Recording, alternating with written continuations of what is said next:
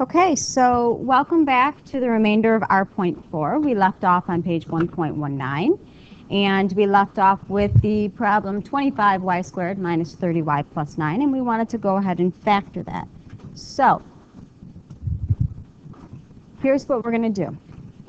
A few pages back, we were given a couple of general rules, okay?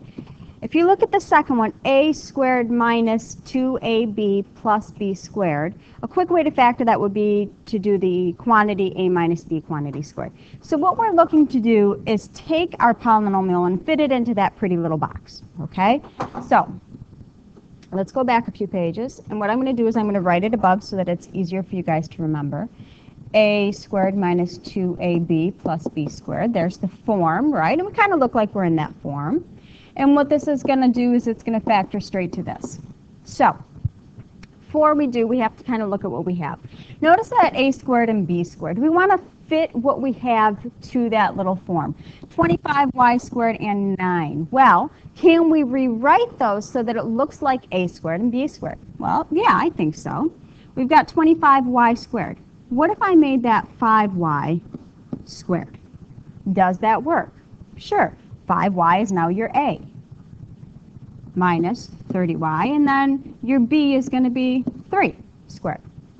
Okay, so now we go and we look at this form here, a minus b squared. So a minus b squared. Factored quick and easy. And the nice thing about this is this 2 times a times b, well, 2 times 5y times 3 gives us our 30y. And I lost my 0 there, okay? Well, do we have our 30y in the middle? Absolutely, so it works, okay? So that's using that general form. And again, we're going to do quite a bit more practice with this, so if it doesn't come easy to you at first, it will. All right, let's move to the next page.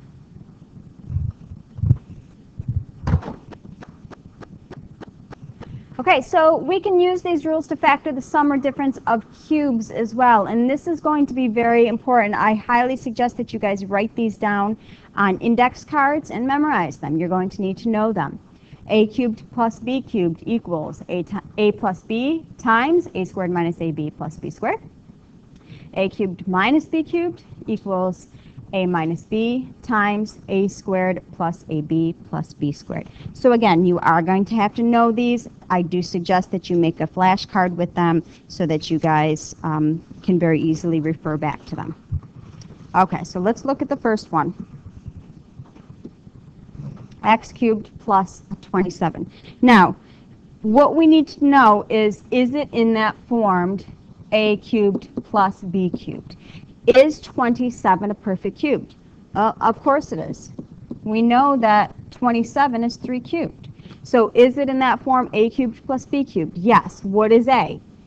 A is x. What is b? B is 3. Okay? Using that information, we can use a plus b, a squared minus ab plus b squared, and very easily factor this sum of perfect cubes. Okay? A plus b, a squared minus a times b plus b squared. And we are factored. Okay, so it's very simple to factor if you're able to look at what you have and decide whether or not you have perfect cubes, determine what a is, what b is, and then plug into that general form. Okay. Let's do another one. Last one. 16y cubed minus 250. Again, you need to determine, is everything a perfect cube? Well, doesn't really look like it is right now. But let's look at what we have. 16y cubed and 250. What do you notice about that 16 and 250? Well, they share a common factor, and that common factor is 2. So what if I pulled out a 2, right? Now I've got 8y cubed. I apologize. I get into the habit of writing those squares, and they just, for some reason, show up. 8y cubed minus 125. Okay, now, is that perfect cube? Sure. What's a? A is 2y. What's B? 5. Okay, so now you have your A and you have your B. So we're going to go ahead and factor. And don't forget, we still need that 2 out front, right? Because we factored that out. So now we're going to use which general form? We're going to use the A cubed minus B cubed, which is going to convert very easily to A minus B, A squared plus AB plus B squared. So let's go ahead and put that in. A minus B, A squared, don't forget you got to square everything, plus AB plus B squared. And we are factored. Okay, so again, we're going to do quite a bit of practice with this. This is something new that you guys have not learned, so in class we're going to practice this for about half the class, and then you have a quiz. So quiz tomorrow, which is Friday, quiz. Okay, it'll be 10 short questions. It should be no problem. It is on R.1 through R.3, nothing on R.4, so please be prepared for that. Thank you.